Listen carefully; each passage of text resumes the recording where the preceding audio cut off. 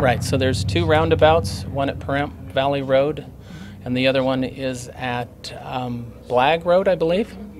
And because of the traffic analysis that we've done, we've felt that because of the traffic flow in and out, safety concerns in terms of severity and frequency, that the roundabouts would be the best engineered solution for those two intersections.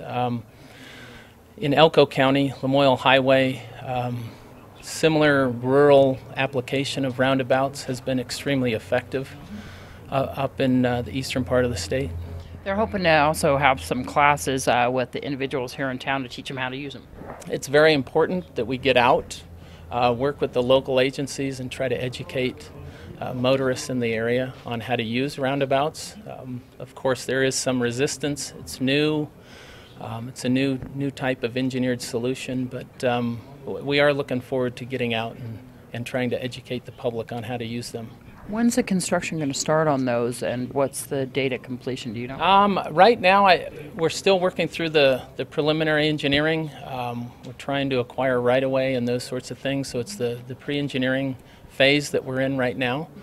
I believe we're looking at 2015 to start construction on those. Things could slip based on project schedules, project delivery, funding, those sorts of things, but I believe we're looking at 2015.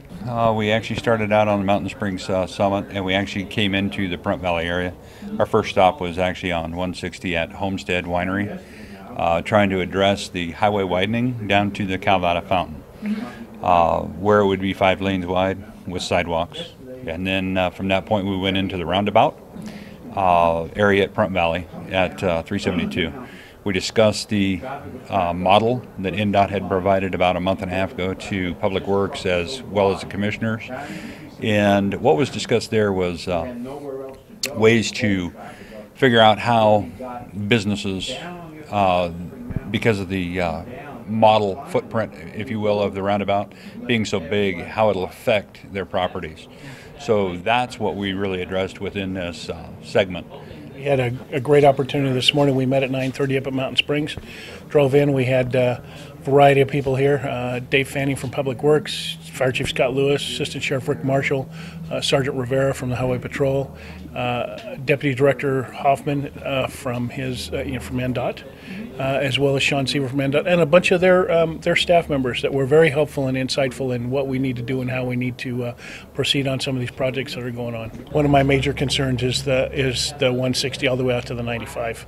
That's always been a concern of mine. I've driven out there and I know how skinny those roads are, and we need to address that.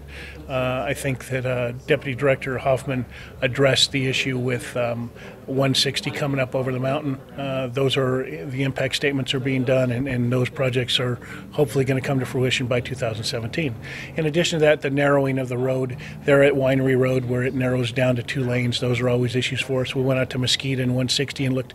So there's a gambit of things that we looked at to make sure that they're aware of those issues.